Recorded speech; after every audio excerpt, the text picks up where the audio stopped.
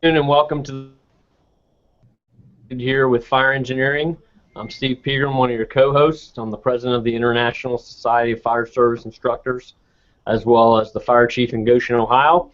And one of my co-hosts, Brad French, is on with us today. He's a board member of ISFSI and a lieutenant in Dayton, Ohio. Unfortunately, Aaron Heller from Hamilton Township, New Jersey, is not able to be with us today, but we'll look forward to talking to Aaron next month. And as always, we have a few guests who will do some introduction from. To kick off today and just let you know that our topic today is going to be training at the company level, planning and delivering company level training, and we have several company officers who, a big part of their job, and I think we could all agree that the company officer is a critical role in any organization when it comes to fire training, and that's got to be our focus today. But before we get into all that, I did want to mention that you can follow us on Twitter or ask a question on Twitter, #FETalk. Frankie's, and if you post a question on there, we'll try to take it on the air today and ask this panel as we're going through the day. As always, we want to thank Penwell Fire Engineering for allowing the Instructor Society to do this first Wednesday of the month Humpday Hangout, and I will ask Bobby Halton to chime in for a moment and let us know what's going on in the home office in Oklahoma or anywhere else around the world. FDIC 2017, April 24th through the 29th. Looking forward to the greatest show on. Well, thank you, Steve. We are currently looking at the call for presentations. We got stacks and stacks out there with all our reviewers. I know Stephen and Doug Klein and Billy Goldfeder, Rick Lasky, Mikey Dugan, Billy Gustin. There's about 35 good folks out there who are reviewing your submissions right now. We received somewhere in the area of around 1,100 responses to people that want to teach at FDIC. So thank you so much for your interest. We're going to be, culling that herd and sending you letters and notes and asking you for articles and all that other great stuff. So thank you so much for your interest, and we're putting together the show right now. We're also going to be making a big announcement coming out pretty soon about a couple of new things we're going to be doing this year in conjunction with FDIC, as well as the fact that we are supporting the International Society of Fire Service Instructors Symposium, which Steve will give you more details on in a little bit. When that's going to be and where that's going to be and how you can sign up to take that great training. So that's happening. I'll be in the great state of Tennessee speaking to the Tennessee public fire educators this weekend. So if you're out there in Tennessee, I'm heading out a day early and I'm leaving a day late, so I got time in between to visit with some of the local fire departments out there, and I intend to do that.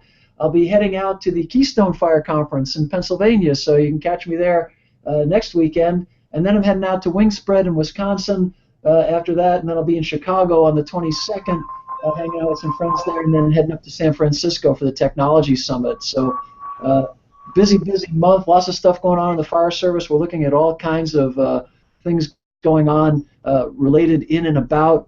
A lot of really great stuff planned for next year's FDIC. I can't tell you how large and expanded it's going to be already. Just some amazing things broke during the last few weeks here. So a lot of great stuff to talk to with the advisory board, who will be out here in August. Steve's coming out a day early just to go out on my boat with me. So Steve and I will be boating on the day before the advisory board meeting and holding a meeting out there on the lake. So that's what's going on out here in the fire engineering world. We're always looking for new writers and speakers. So, if you missed the call for presentations this month, please don't hesitate to contact me with your article or your thoughts. We can always help develop your writing skills. A lot of folks send us stuff that's a kind of a rough framework, and we're more than happy to help you build it out into a good article. That's what we do. And if you're thinking about becoming an instructor, please consider joining the Society of Fire Service Instructors. What the Society's primary mission is helping good firefighters become better instructors. In other words, giving you the tools and the training to learn how to put together course objectives, to learn how to put together talks, to learn how to put together drills, to learn how to assess your organization for what those needs might be, or assess your organization for the gaps that may exist in your training, or to take events and develop training out of events that your organization experienced. That's the primary mission of the Society of Fire Service Instructors, to promote the further education and development of those in this industry that want to be instructors. So please, go to the website, sign up, become a member, and think about coming to our program, our instructors program, which Steve will fill you in on. So that's the only commercial announcement. Thank you for letting me do that, Steve. I love you, and let's talk training.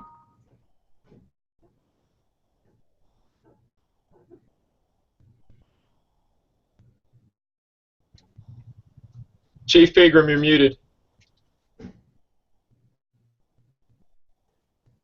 Well, I muted myself because the fire alarm's going off in the building.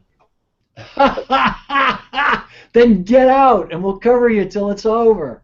Apparently, we're available. So either the building's not on fire or they're getting rid of me, one or the other. Thanks, Bobby, for those kind words. And obviously, Penwell has partnered with ISFSI for our fall conference. We've brought the fall conference. It really is focused specifically on the fire instructor and developing better fire instructors. And that's, like Bobby said, the goal and the mission of ISFSI. The information about that fall conference is at isfsi.org. But real quick, I'll go over the past, shaping the future of fire. September 27th through October 1st, headquartered in Cincinnati, Ohio. And so we have several different programs going on that week. Tuesday, September 27th, Wednesday, September 28th is one of our new programs, the ISFSI Training Officer Credential. It's a 2-day workshop that we'll be doing there. There's some pre-course materials, kind of a flipped classroom program in Arizona, and got great feedback. So that's a pre-con that's available.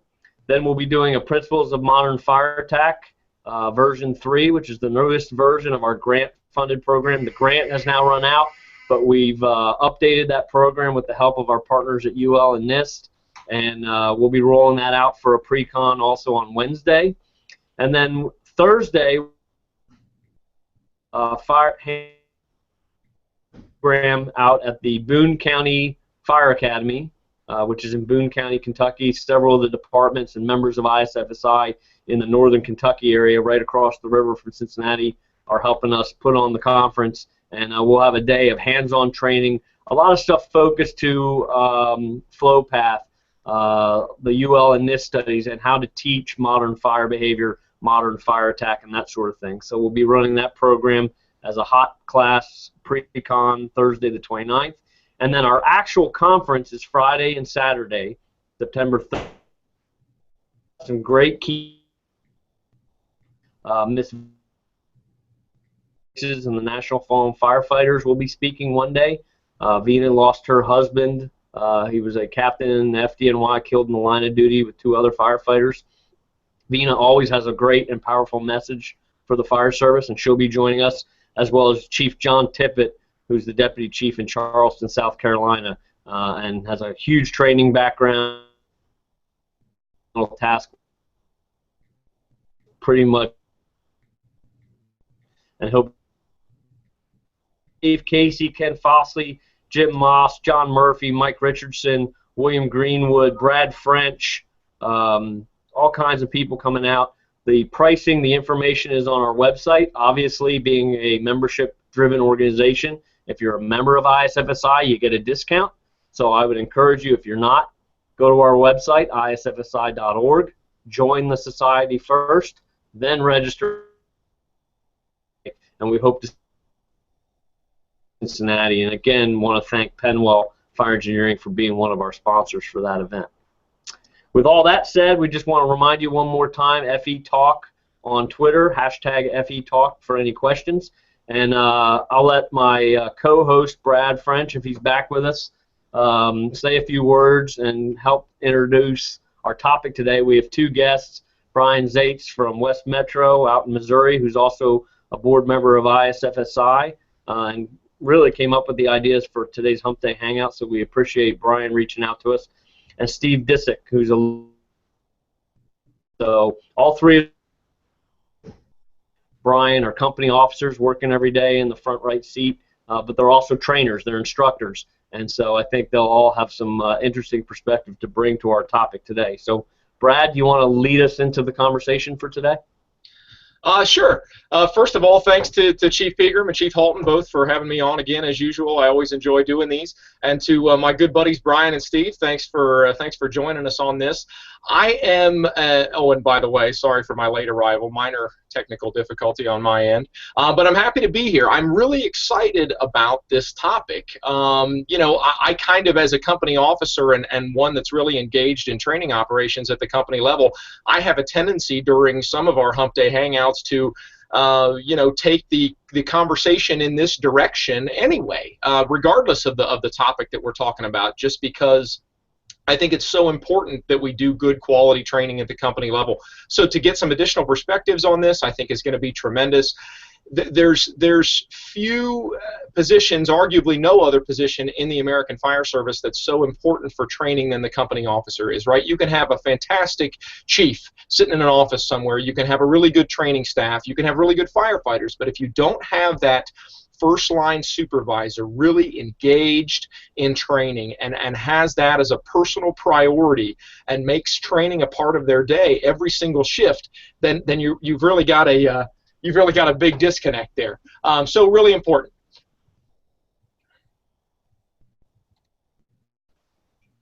Yeah, I completely agree. You know, as a company officer on the line, you know, my part's a little different. We have a captain, a training officer, so I filled both those roles. But I can tell you, you know, getting at the company level, getting with your guys, you're going to find yourself having firehouse success and fireground success. Bringing those guys together, getting them out there, training together, learning their equipment, doing the right things, it's going to translate to a better firehouse environment where you're going to spend most of your time and you're going to have success on the fireground. So, and we'll talk today as we go through this, maybe some steps that, you know, if you're kind of nervous as a new company officer, how to engage those guys, some thoughts to get that stuff going so that it becomes the norm. So that when you say, hey, we're going to do some company training, it's not a shock to their system. Well, this is new. It's going to be, we didn't do company training today. How did that happen? You know, so I'm excited about it. I think we got some good, obviously a great panel to discuss this topic today. So looking forward to it. Yeah, I'm looking forward to it as well here. Oh, sorry, Steve. And I think we have a lot of good ideas. The whole idea for me in this is also to get some other ideas from other company officers from around the country. You know, we stay in touch a lot with each other, even from around the country. I've used some of Brad's articles for some of my company training and trying to get new ideas. So hopefully we'll be able to share some ideas with each other of what we can bring back to our own department and our own firehouse for some basic drills.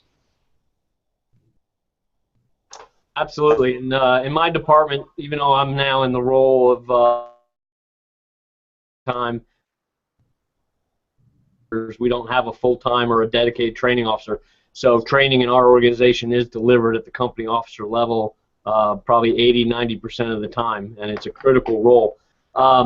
Starting maybe with Brad, as you come in on shift, starting your day in Dayton, Ohio, how do you fit training into your schedule, and what are your priorities as a company officer? How do you sort of figure that out? Sorry, I had to log off for a second and appoint a security officer to keep my the area behind me clear of anybody coming in. But anyways, no, I like to start the day out with a drill right at the beginning. I talk about this in classes all the time. I think it's so important. I mean, you know, some people say, well, you know, we need to check the apparatus right out of the gate, and I wouldn't disagree with that one bit. But I also think that it's very, very important right out of the gate at the beginning of the shift to do a drill. Everybody's focused. Everybody's typically sitting around, you know, the kitchen table or a table out in the apparatus room drinking a cup of coffee, because they want to know, you know, what are the assignments for the day? Who's driving? Who's riding the nozzle position? Who's riding the door position? Whatever the case may be, everybody's attention is focused. And if you don't do some type of training right then it's really kind of a wasted opportunity, I think. And so what I usually do is just a simple little sheet. Every day we'll do some type of fire operation, whether that be putting together a foam adductor or going out and throwing some ground ladders on the front of the building or something simple like that, or setting up a 3-to-1 mechanical advantage with some of our rope equipment. as part of the fire. And then we'll do a few drugs out of our drug bag to talk a little bit about EMS, and then we'll do some streets from our first due district every day, just very quickly at the beginning of the shift, before we move on to everything else, while everybody's attention is still really focused in, before we start talking about the sports teams, or the problems with your girlfriend or something like that. We'll get to that, and have that important social interaction in the morning as well. But that's a wasted opportunity if you don't do some training right out of the gate. So that's one of the things we try to do.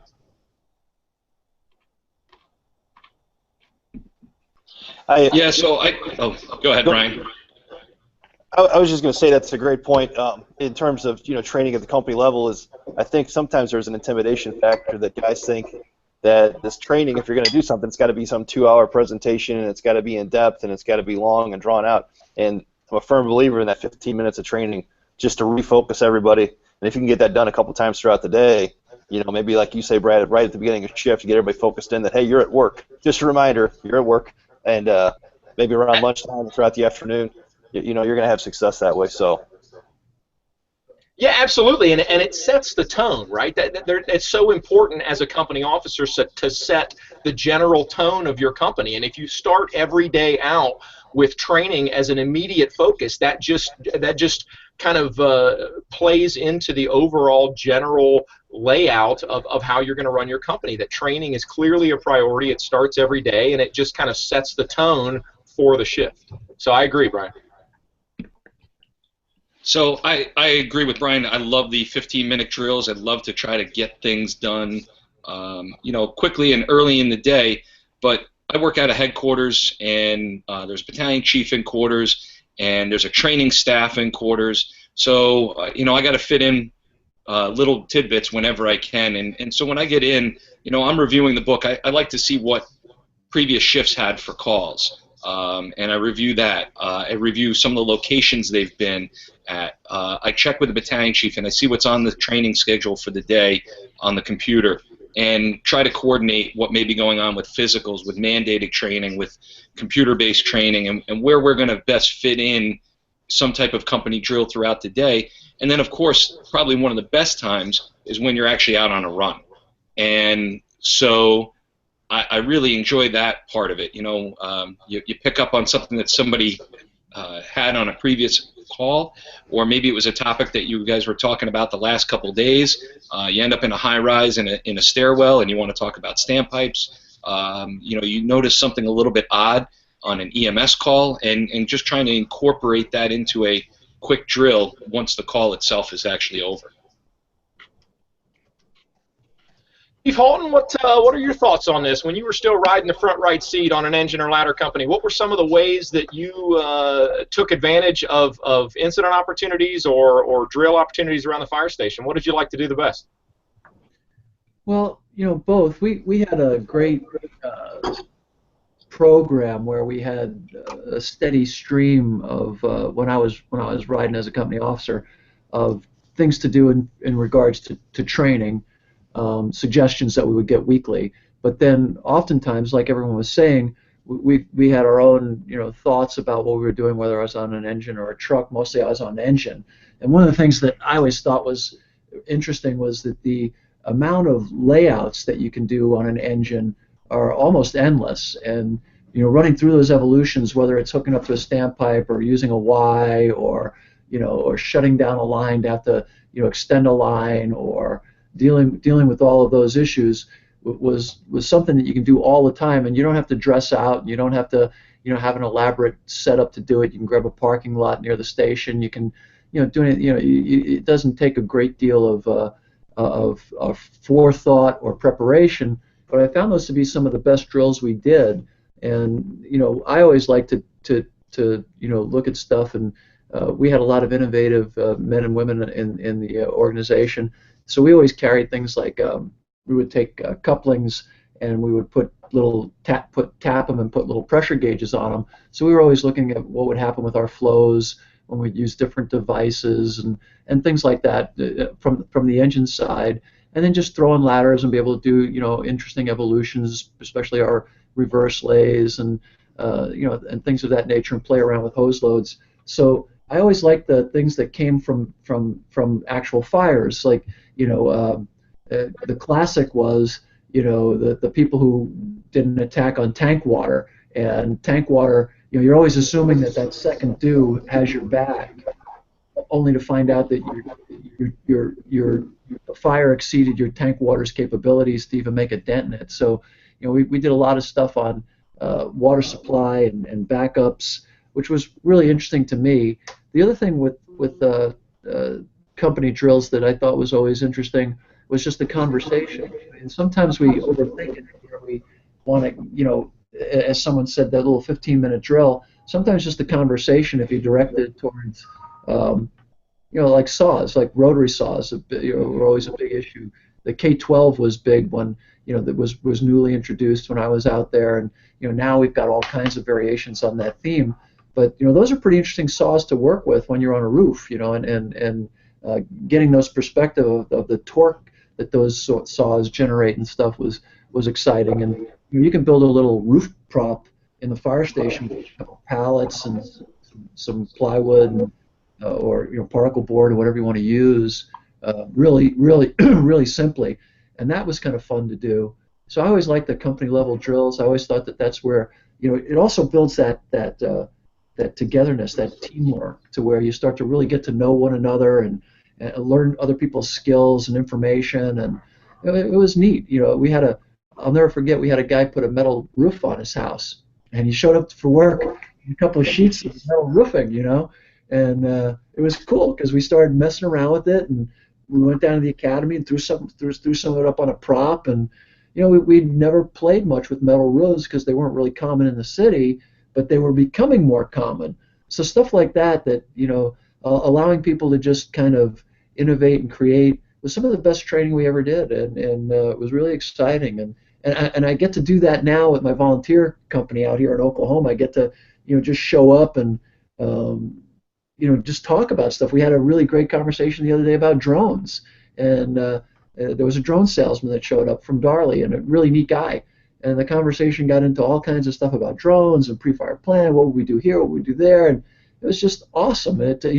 Just an impromptu visit from a sales guy turned into like a 2-hour training session for everybody that was there on everything from pre-fire planning to drone usage to major events to EOCs to interagency cooperation to the county.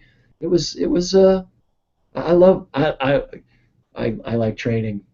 I should probably be in a 12-step program for people that like training.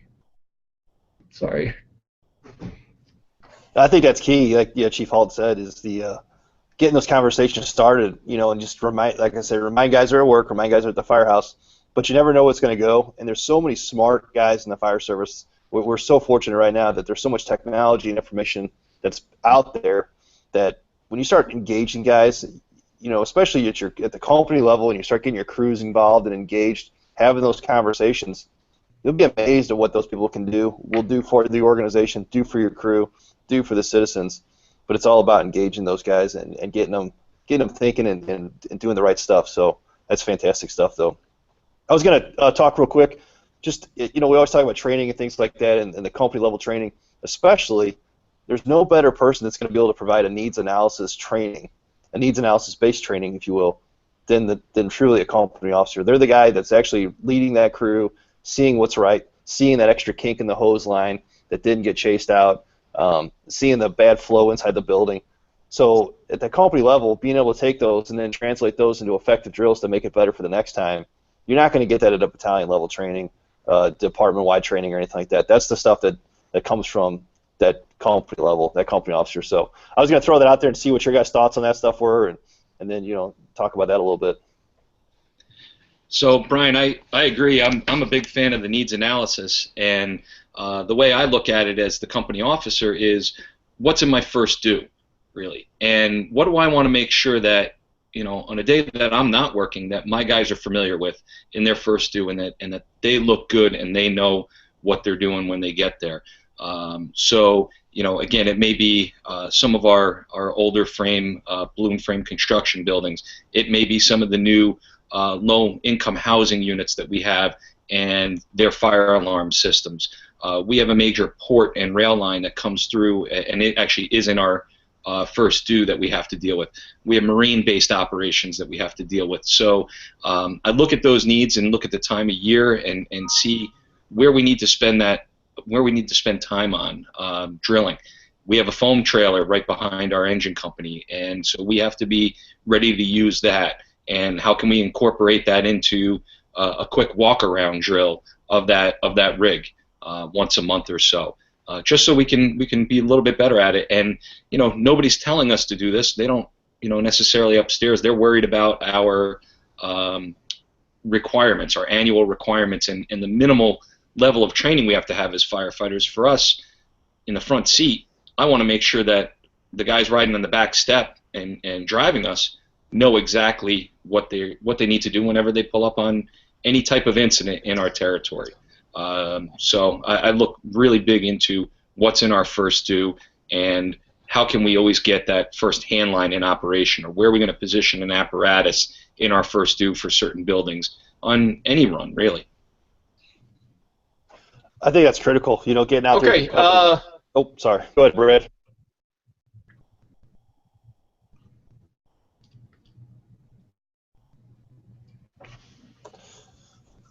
I was going to say, All right, I think we lost Steve. Yeah, I think we lost Chief Pegram. He just texted me and said there are storms moving through their area. There's actually storms moving through the Dayton area here too. So hopefully I don't drop out as well. But we'll kind of pick up the ball for Chief Pegram and keep it going here. It is we're about halfway through the hour. So just as a reminder, hashtag FE Talk on social media. We got a couple of questions in, and we'll address those as we get a chance as we keep moving forward here. But for those of you that are tuned in out there, hashtag FE Talk on social media, and we'll pick those up and address them as we go. So one of the things that kind of popped in my head as Brian, you and Steve were both talking, as it relates not only to a needs assessment. Of course, you can take needs assessment and apply it to specific skills and things like that. But something that Steve kind of went into was the specific hazards of your first due district, and that is so critical, right? One of the we love at my company, or maybe I should say I love, and the guys just go along with it, but I think they like it too. Is we'll just go get a cup of coffee or something like that to go and just walk the district, right? I'm in a downtown district, so it's a little bit easier. I've got a lot of stuff to talk about in a really compressed area. But regardless, and again, Steve talked about some of the unique hazards in his first due district. Just get out, walk around, park the apparatus. Don't walk so far that it's going to delay your response, but get out, walk around, do reading houses if you have a lot of residential in your first due and stuff like that. Just simply, I know it sounds simple, but just simply getting the guys off the couch, getting the rig, go out, park somewhere, and walk around. And that just is the catalyst of conversation to start with, if you're in a building district with fire protection systems, and you can take that into FDCs and sprinklers and standpipes and tactics as it relates to that, and fire pumps and so on and so forth. If you're in a heavily residential due district, well, what does this window mean to you? What room is probably corresponding to that window and this doorway, and where do you suppose the bedrooms are and the bathrooms are in this house? And just parking the apparatus and walking around, as simple as it sounds, can pay huge dividends for training, because not only are you getting out and you're in the public eye, you're in the community. Sometimes you let the kids crawl around on the fire apparatus and send them off with some stickers and stuff like that. But you get that hands-on time with those buildings before they're on fire, right? That informal pre-planning, I think, is really important. I think on multiple fronts that's important. I think you're getting out in the public, you're engaging the guys, and you're meeting the people out there in the public that you're protecting. And you're never going to lose doing those sort of things. So I think that's absolutely critical. And like you say, it's always fun sometimes to go get a little ice cream at night or a cup of coffee in the morning or something like that. You're never going to go wrong. One of the classes at FDIC this year actually went out and looked at some of the buildings in the area right next to the convention center, and it was fascinating, because a lot of what they saw and looked at, the guys had never seen before and were totally unaware of. In particular, when we talk about elevator operation, some of the in-house lines and things of that nature, and some of the other things that the high-rises had to offer when people did this walk around, and it was really, really well done by two friends of mine out of California, and so it was a great class. But it goes exactly to your point. You know, we get so caught up in answering calls for service, and I know folks are just getting, you know, beat up like crazy in some places today with call volume because of all that we do. So I understand that part of it, but just being able to get out in a relaxed atmosphere, if you can do that and look at stuff and share with one another some of the nuances, that's really, really important, because it's one thing to read about something in a book or to look at a picture of it or see it in a video.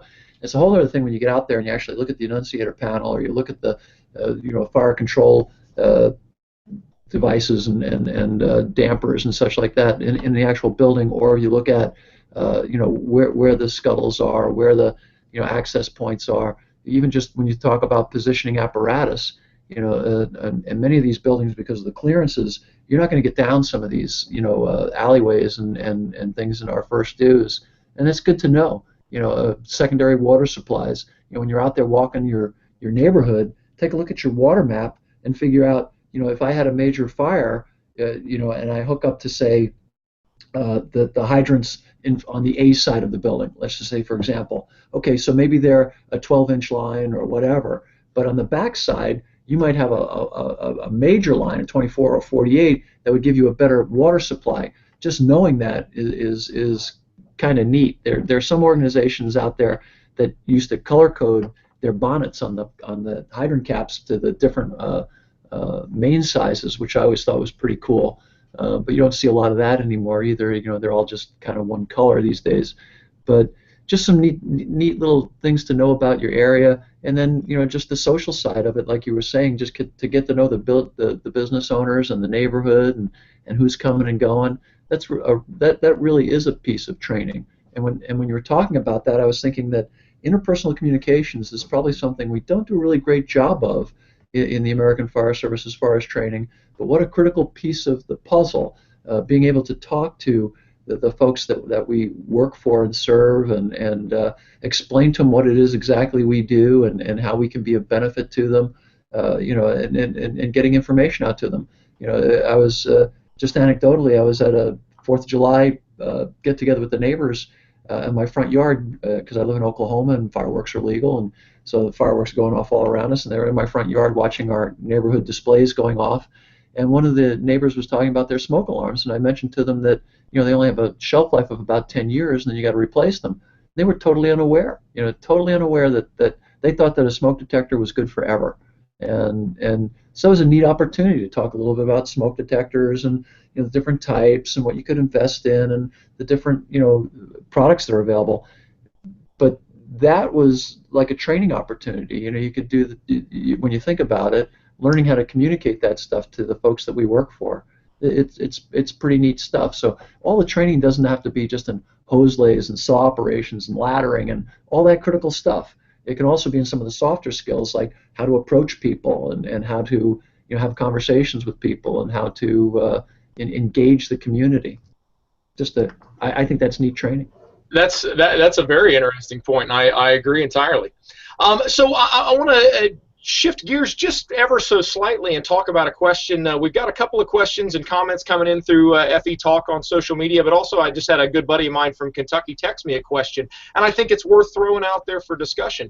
Those of us that are on this Humpday Hangout today, and as hosts and guests, and certainly everybody tuning in, is probably at risk of sounding cliche, kind of preaching to the choir on this stuff. So what do you do with those employees? And I direct this to the chief officers, Chief Pegram and Chief Halton specifically, but also the company officers as well. What do you do with those employees that aren't self-motivated, the ones that don't want to do anything, that want to just sit around the firehouse and create kind of that bad example for those under their command? What are some strategies aside, from going over and physically prodding at them with a stick? I mean, what are some strategies for trying to create that inspiration and getting them up off the couch and getting them out there? So if you're not kind of one of us, if you will, for lack of a better term, how do you go about dealing with that? You want to jump on that first, Steve, or you want me to? Well, Steve seems to be muted again. Depends on which Steve you mean. Oh, that's right. He directed it at the two old guys. Go for it. I didn't say old. I'll go real quick. From a fire chief standpoint, I think it ties right into the leadership by example, which I wanted to get to in a minute anyway. But I'm a firm believer that when you're doing company training or multi-company training, it has to be a leadership by example, and that means the instructor, the company officer, is actually doing it also. Giving you can't be the instructor wearing a suit and tie while all the guys are in turnout gear and air packs trying to tell them how to do the drill and stuff like that. You got to be hands-on. You got to be willing to give the lecture, demonstrate what we're going to be working on, and then take the lead and show them how to do it, and then step back and let the different crews and utilize those people that, all of us have those people that are like Brad described, that are, standing in the back row. They don't want to participate, naysayers or whatever, but we also have those gung-ho people, so maybe partner some of those people up together. But don't allow. It's all part of your job, whether you're full-time, part-time, volunteer. Everybody has to participate in training, and not participating, not putting your gear on, not demonstrating the skills just isn't acceptable. And we would deal that through a disciplinary process or performance review or something like that. But we do try to have some type of hands-on training every day. We do mandatory physical fitness training in our department every day, and trains our T, and we have found that is great, not only making our staff healthier and less injuries, but also we schedule training right after that. So they're already in shorts and a t-shirt for PT. We do PT, we take a short break, and then we go right into the training with the company officer leading the training, leading by example, and getting everybody involved. And we don't allow it to happen. Everybody has to participate. I kind of want to hear from everybody on this. Chief Halton, how do you deal with a dud? Well, Steve was exactly right. Those are some great points from Chief Pegram. And I'd say this: two things that you learn as you get older. First is try not to question people's motives. In other words, sometimes people just have stuff going on. There's a great line out there. God knows where it came from, but be kind, because everybody's dealing with something. So sometimes you're going to have a firefighter on the line or whatever who's just going through a lot of stuff. So always have that compassion and that sympathy, and try to find out why it is they're having a bad day, first of all, or if they're consistently having a bad day. Always try to figure out. There's a great line that my kid gave me: if you don't understand what's expected of your people and what they're going through, then you don't know what you're doing. And what they're going through has as much to do with their professional lives and their jobs as it does with their personal lives. It's very hard to, unless you're a Bill Clinton or somebody like that who can really compartmentalize their lives, it's very difficult for most people to compartmentalize like that. Things bleed over. Bad day at home, bad day at work, bad day at work, bad day at home. It's really tough. We're just human. So that would be the first thing I would say. The second thing I would say is that, and I agree with Steve, it has to be compulsory. And I'll tell you a true story. We were doing training one day in the afternoon, and it was and so I said, let's do car fires, and we were just talking about car fires. And we had a guy who was a great guy, friend of mine, Chris, who just exploded. And he was the union president. He said, this is BS, and I don't need to talk about car fires. I know what I'm doing at car fires. And he kind of stormed out of the room. Okay, there's two things going on there. One, challenging your authority. B, kind of insubordinate. How are you going to handle it? Well, he's the union president, so you knew he had a lot of stuff going on in his head, and a lot of demands and a lot of pressures being put on from a lot of different directions. So we just kind of went out and got him aside and said, hey, listen, it's not optional enough for you to participate. You got to get back in there. Let's talk about it. What's going on? What's your problem with car fires? And he just stayed in his rant, but it had nothing to do with the training. It had everything to do with what was going on in his professional and personal life outside of the training. But it happens, and you just got to deal with it. But the best thing to do is to not overreact or do the collar brass routine, because I said so. But you try to point out about, okay, maybe you don't need it, but maybe the other guy does, or maybe there's something you could add to the discussion, or maybe there's something you could tell the person who's training us that we don't know. You know what I mean? And car fires are interesting animals. They were 10 years ago when this happened, and they are today. So something as simple as that. And again, everybody's going through something. There were points in my career when I had other things. I had other things going on in my life that to me were more important than the fire department at that point in time, like having babies and making the mortgage and stuff like that. And it happens. So I always, and it's a national phenomena. Everybody you talk to will tell you right now what everybody else is thinking and why they're thinking it. And how they've crawled inside my mind, I really don't know. But I can tell you right now that I get 4 or 5 emails a week, somebody telling me exactly what I think. So, which is great, and I appreciate it because sometimes I don't know what I think. So, but it's I don't want to crawl in some of these guys' minds. That'd be a scary place. Yeah. So I would just say first, don't push anybody's motives. You know what I mean? Just try to empathize a little bit and then try to win them over, man. It's the old line, you get more flies with honey than you do with vinegar. That's absolutely true. And Chief Brunacini once told me, and I don't know where he stole the line from, but he said, friends come and go, enemies accumulate.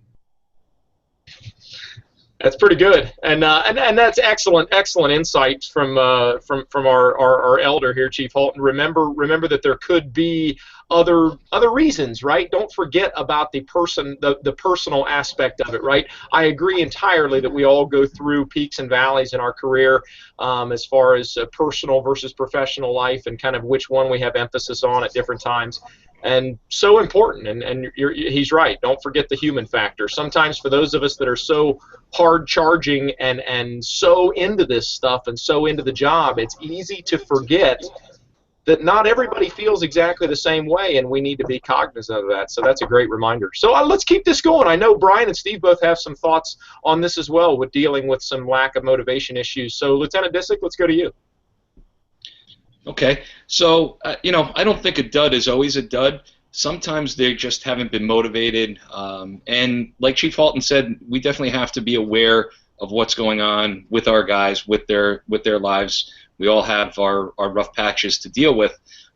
So sometimes getting them out of the firehouse is difficult, but maybe we're already out in the street. We might be out doing a building inspection. We might be out on a call already. Let's use that time when the bell goes off and we do leave the firehouse for a run. The guy's mindset are then on the job.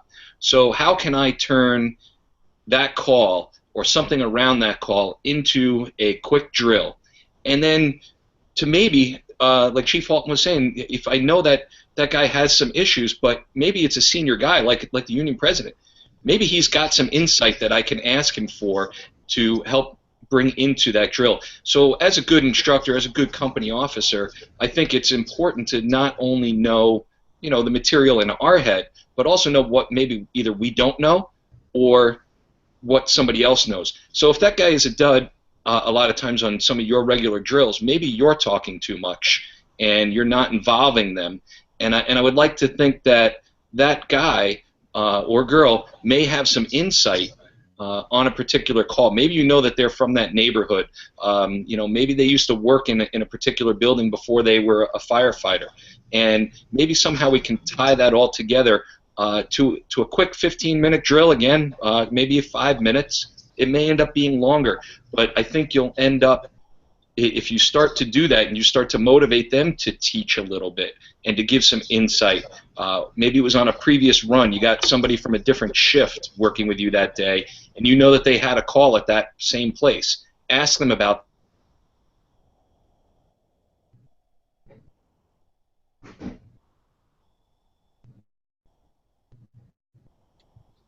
drill, and it spreads to the next shift, because in the morning we don't run right away like Brad was talking about necessarily to go and do a drill, but the crews communicate for a while and they spend some time together, and they may say, hey, we drilled on this. I'll come back to work the next day, and I'll see that company ran the same drill we did the day before, only because there was some talk about it and some motivation amongst people at shift change. Excellent insight. Excellent. I like it. And yeah, I sometimes I would leave my drill sheets on the table, on the kitchen table, with the hopes that the next shift would pick them up and kind of do the same thing. So anyway, let's kick it to Brian. Yeah, speaking of duds and that sort of stuff, I don't think there's a lot of duds out there. I think that Chief Halton and everyone we kind of communicated today it's all about communication, talking to people, understanding your people. A lot of times the duds, if you will, that we talk about are people that have been undervalued or see themselves as undervalued in the fire service. So like Steve said and other people said, if you can get those people involved, just because you're the company officer doesn't mean you're the smartest guy in the truck, doesn't mean you're the best guy for that particular training. It means you're the leader of the team. And if you're going to lead a team, you got to find your strengths and weaknesses. So, take those duds that we have and value them, give them some value, engage them, get them talking, and let them show some of the other guys on your company the training. Let them maybe lead a training or, hey, what do you want to teach tomorrow? What next day on, can you come up with something? I know you got 20 years on that job maybe, and I got 15, and you're my senior guy. Come up with something to teach these guys that got 5 years. And not only, like I say, we said at the beginning, is that going to help you on the fire ground, but that's going to create bonds that's going to strengthen the firehouse dynamic that's just going to bring that team and crew even more together. Real quick, if I could, I just got a text message from Captain Larry Conley, who has been on our Humpday Hangouts before, and Larry's a captain in St. Louis, and he says, my guys know trumps their we hit the street every day for district familiarization or whatever. I always ask the crew what's their agenda, and then we work a way to incorporate both their professional and their personal agenda into the day. That usually gets my crew to buy in to hitting the street without resistance. I think that's pretty interesting perspective from Captain Larry. But knowing what your crew's personal and professional agenda for the day is and making sure they don't conflict with each other. Yeah, and I think that you can combine those two things too sometimes, if you're lucky. But I think that the other thing too is that aside from the informal stuff, which we've talked about a great deal, it's always good if an organization's training division or who's ever responsible for it kind of outlines a framework, if you will, that I spoke a little bit about earlier where I came from. There was always kind of a framework that you could kind of work around. And there's some great books out there, and not just from Penwell. I think there's 365 drills. I believe it's done by the volunteer. We have Forrest Reeder on fire engineering, who's always putting up drills for us from on fireengineering.com. There's training minutes. You can look at those little videos. There's so much out there to use today, compared to 20 years ago, when you really had to, it was all just basically in books.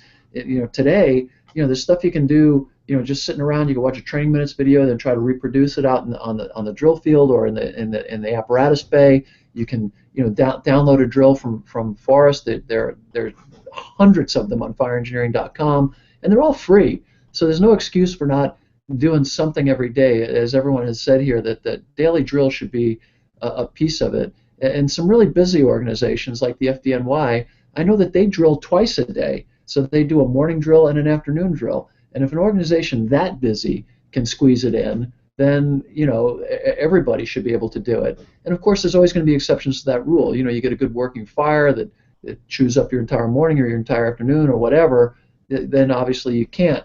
But I think it's incumbent upon those of us, like many of the men on this call today, that are responsible for training, that you put out some type of framework that people can work around in order to have a foundation, if you will. So it's not just up to that company officer to be the creative one all the time, that they have some kind of repository of information to go to. Yeah, I think that's fantastic, and really where this conversation seems to be going, and it'd be a great way to finish this up, is to touch on the consistency aspect from the perspective of each of your organizations. How do you ensure that consistency? If you're just the company officer and not necessarily the training chief or the training officer, are there things that you can do to ensure consistency across shifts amongst training, so you're not just doing it your way? And again, as a company officer in my organization, that's something I struggle with. I don't want to have my guys thinking a certain way, and then I get somebody do a trade from another platoon, and it's not the same way they were taught. So, from each of your perspectives, we'll just shoot down the line again. How do you try at least make an attempt to ensure consistency? Does that have to come from above your level, or at the company officer level? Can you strive to do things to promote consistency? I'll start off if that's all right, Steve. Sorry, I cut in first. Real quick, in our department, we issue training that every crew, every shift has to follow sort of a lesson plan, and we repeat certain topics several times during the year, certain topics only once, but everything ties together. So we typically will do a whole bunch of skills, and then we'll bring in a burn trailer or the confined space or the SCBA search maze or something like that. So we build up a whole bunch of drills, and then those drills lead to a much longer, a bigger training event, and then we kind of reset and start over throughout the year. But we also have an expectation of our company officers that the drill that we assign everybody to do for that consistency is the required drill, but that's not the only drill they should be doing. They shouldn't just be checking the box saying, yep, we did training today because we did what the training officer or the talked about. 24-hour shift. We have inspections to do. We have hydrants to do. If you plan your time appropriately, and time management's a big part of being a company officer, you should be able to also fit in more than one drill. And those second drills, I think, are where it's important to look at the skills and the abilities of your crew specifically and what they need to hone their skills on, as opposed to what the training division's trying to get consistency across the entire department. So again, company officer's role is to do not just what's required, but over and above to make sure everybody on their crew is trained. So I want to make sure that at the company level that we're keeping some consistency. And for me, I forget things. So if I don't write it down, it's gone.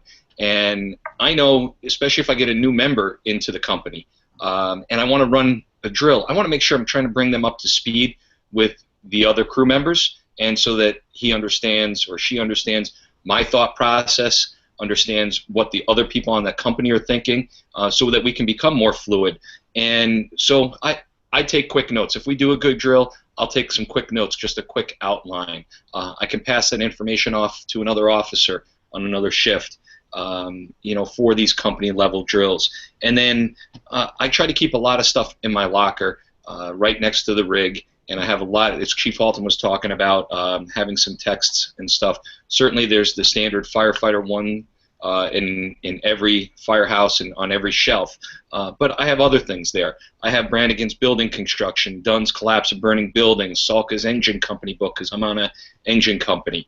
So having those, the Fire Officer Handbook of Tactics, all really, really good things to have in there, and I'm happy to loan them out to some of the guys that either want to know a little bit more on a topic, they want to make sure that they have promotional capabilities, and then also because that's all there, I also, or it's not all in books. Some people learn differently. I want to make sure that I have some web links to give some of the guys, so I keep that on my computer.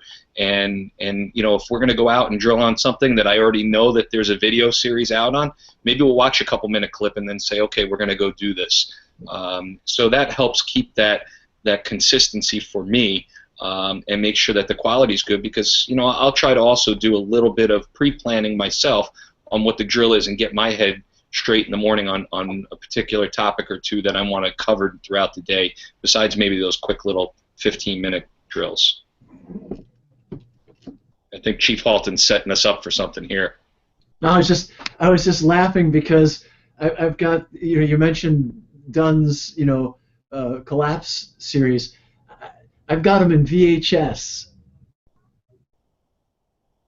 How sad is that? You may have to explain to some people what that is.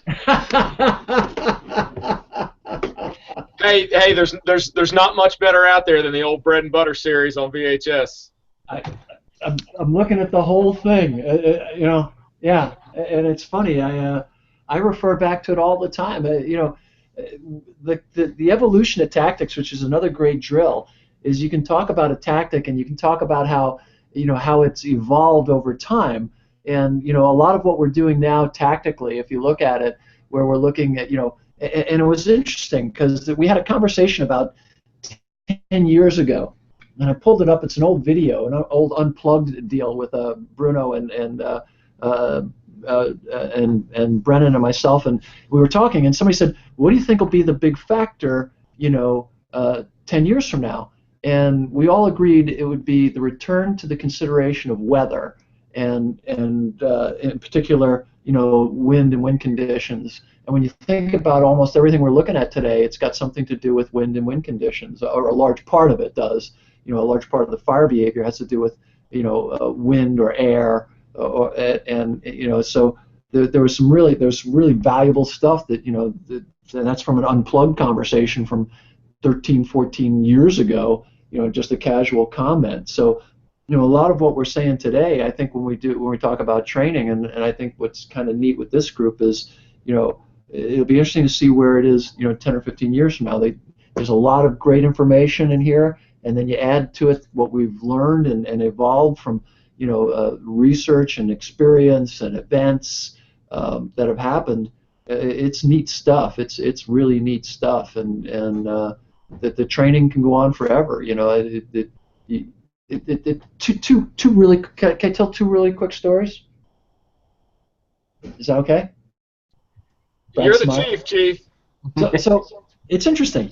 There's a drill called abandon the ship, and my son's a naval officer, so I just know this. When they're in the theater, when they're in a combat area, they practice that drill almost every day.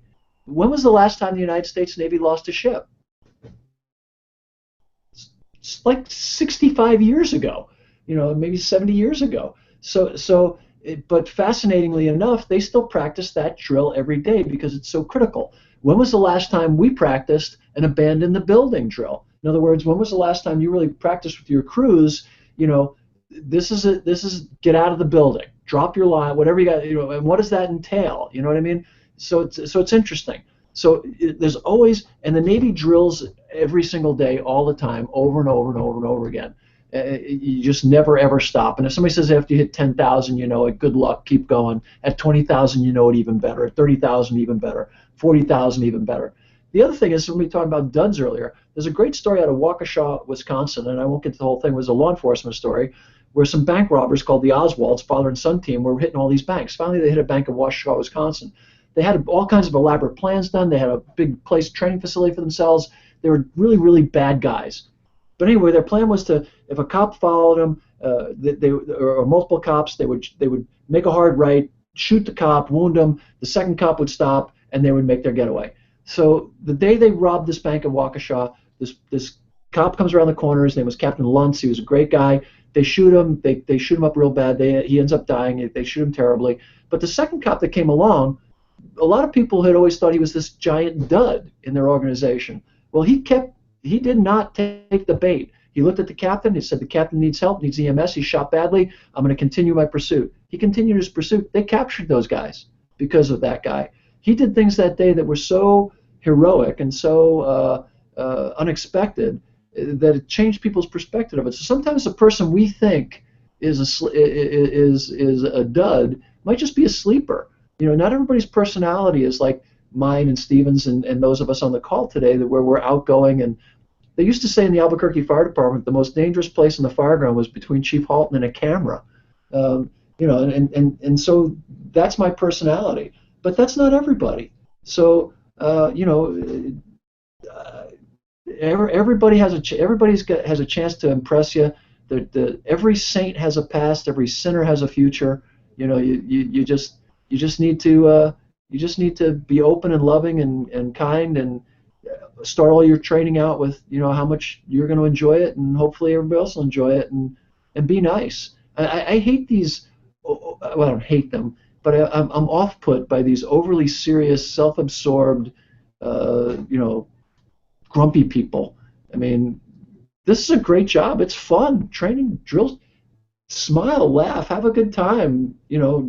Show each other how little you know. As with every month, we're already at the top of the hour, and it went by very quickly, and before we got to talk about half the things we had on our list.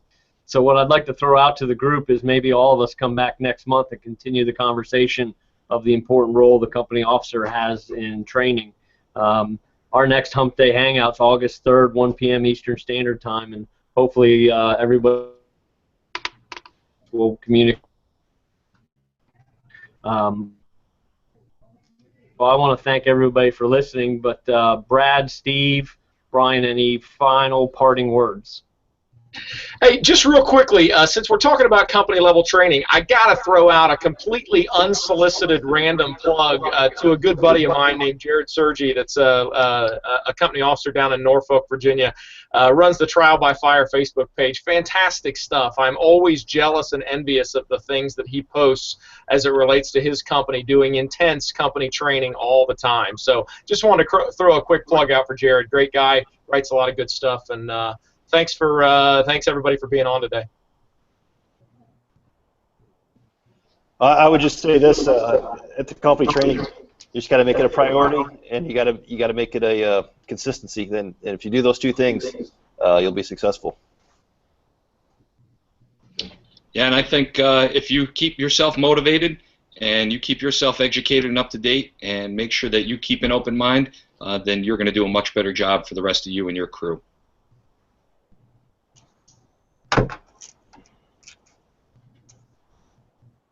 Well, as they say in the entertainment world, that's a wrap. We're at the top of the hour. We want to thank our guests, Steve and Brian, for coming on. Hopefully they can join us again next month. Check out ISFSI's website, isfsi.org, for information about the Fall Instructors Conference. Again, thank you to Penwell Fire Engineering for allowing us to host the monthly Hump Day Hangout. Stay safe and keep training.